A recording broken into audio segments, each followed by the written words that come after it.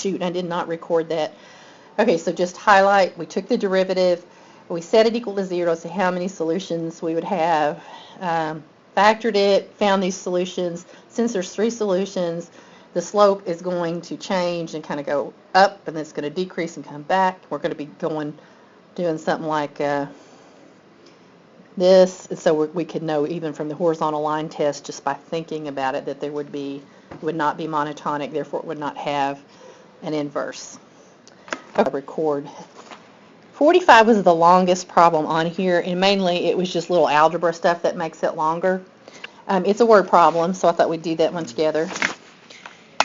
Okay, it says you need 50 pounds of 2 commodities costing $1.25 and $1.60 per pound. So let's say, I don't know, maybe you're selling maybe you're selling a trail mix or something. I don't know, just for some example, and you got so much peanuts in it and so much M&Ms. I don't know, maybe it's just a real simple trail mix with 2 ingredients.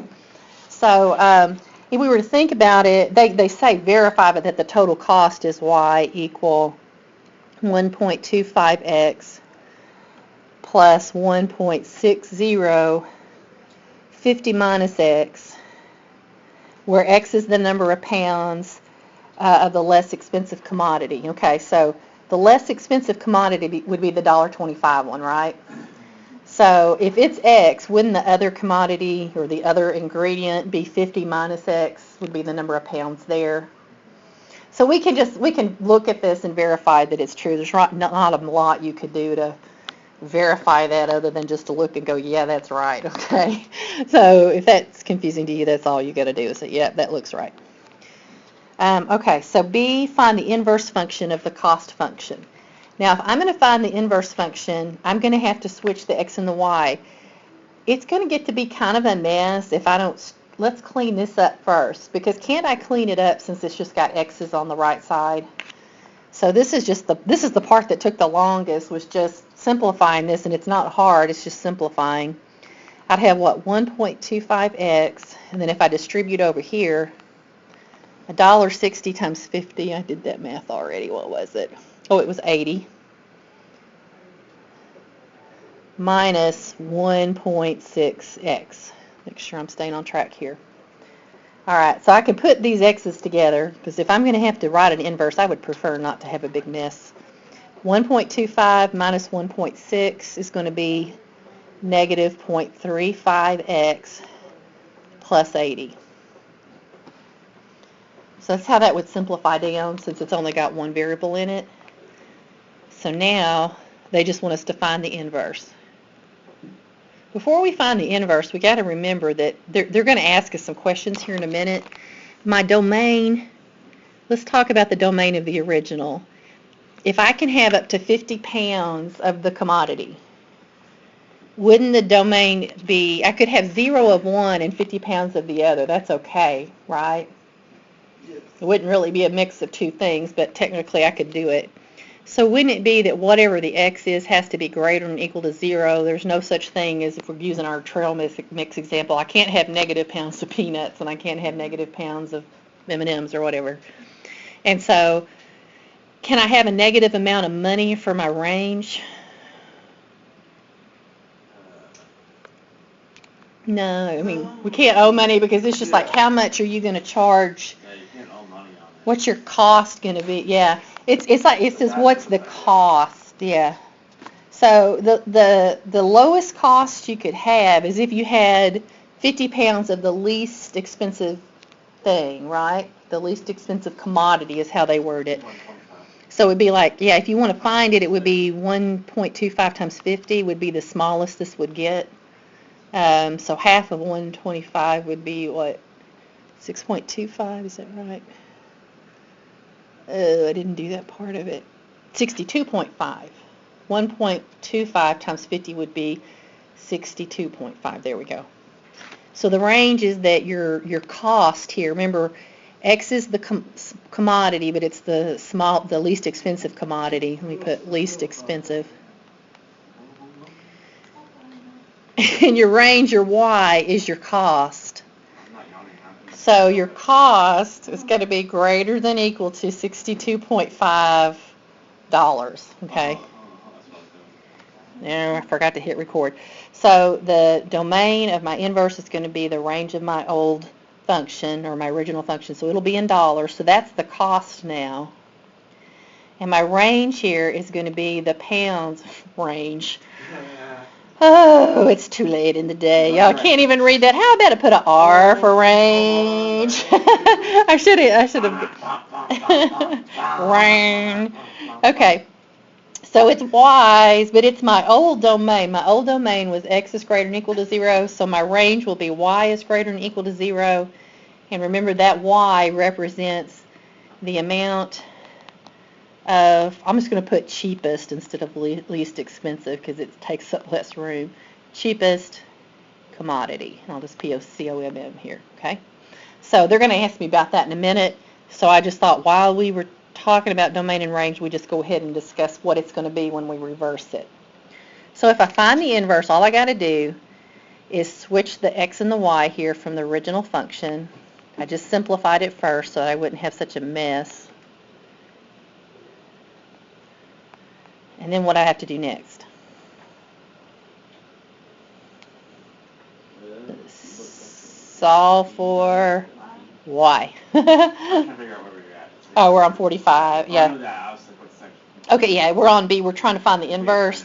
And I just talked about the domain and range since we were kind of transitioning, okay? So I'm going to subtract 80 from both sides. So we'd have x minus 80 is equal to negative 0.35y.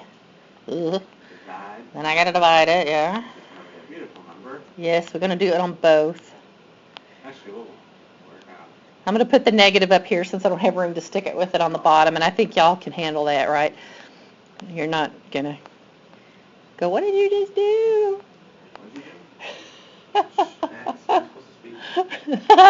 Okay, now, here's the thing. Let's simplify this, and I'd like to have my graphing calculator. Let me try.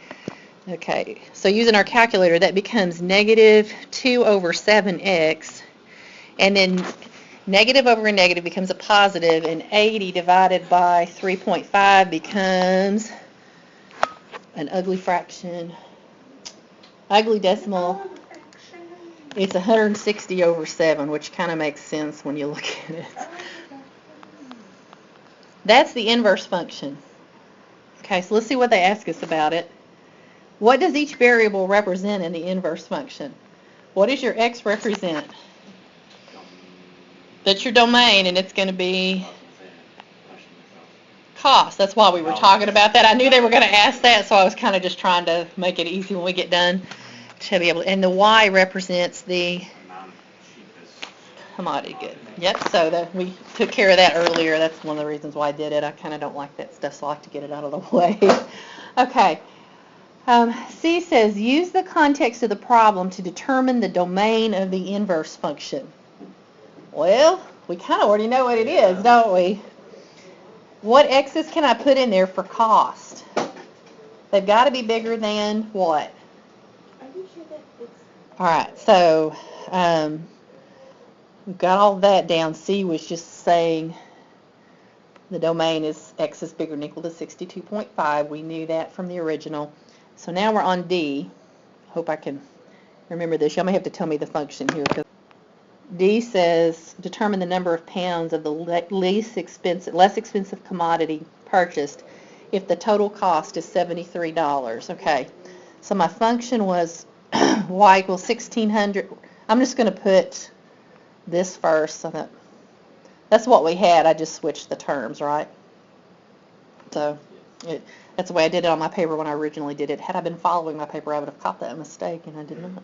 Okay, so now we want the cost to be $73. So we're just going to set the y equal to 73, right? No, that's the x here. Correct? Let me look. Yeah, x is the cost. Y is the pounds. So we want x to be 60.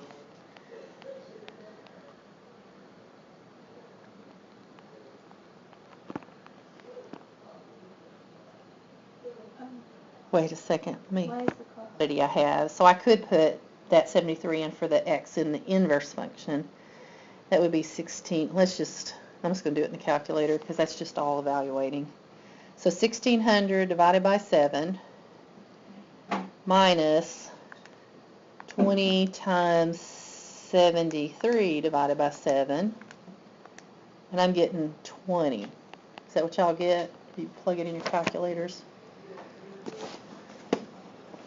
There would have been an easier way to do this, probably been easier to evaluate. What if I used my calculator, couldn't I have factored out 20 over 7? And that would have been 80 minus x. And if I'm plugging in x is 73, 80 minus 73 would be 7. And then those 7s would have canceled out and I wouldn't even needed my calculator. Right, okay, so I could have done that. We didn't finish, I thought we finished C, but I didn't finish C. We now see what the problem Do you see what the problem is with C? CC, No, I senor? C asked me, so let's look right here. C asked me, now I'm all confused. My brain can't handle too much confusion this late in the day. C asked me for the domain of the inverse. We just did D, but I just realized when I did it that we didn't answer that domain question entirely correctly. The smallest it could have been was 62.5, because if we plugged anything smaller in that, we said, oh, we get a negative amount of the commodity. But there's an upper limit on what we can plug in also. What would it be? Look at this function here. It's going to be like 80, 80? yeah. I can't plug in more than 80 or I'm going to have a negative cost, and we can't have that either. So It'd be really nice to have negative costs, though. Yeah, it would be, If yeah. you might Oh, sell we could stuff. play business games here, Yeah. yeah. I'll have a negative cost if I just buy a ton of that commodity there. It would be nice, but it's not true. So, oops, there goes my... We're looking at that domain also. I don't want to write in red. That's kind of hard to read. If we were still looking, just going back to C a little bit, we had this y equal 20 over 7 times... This thing is not any good. Okay.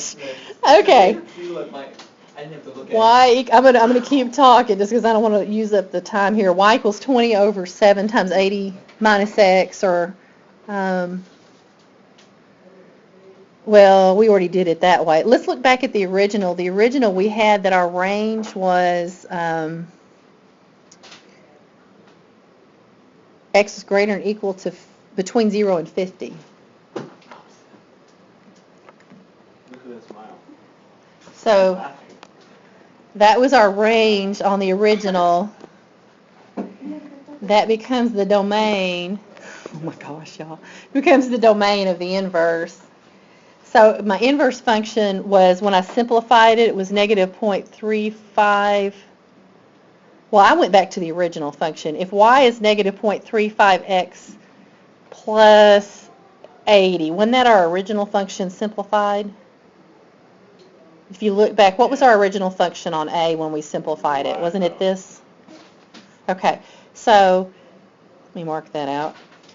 If I want to, and in I could pick anything between 0 and 50. So since the domain on the range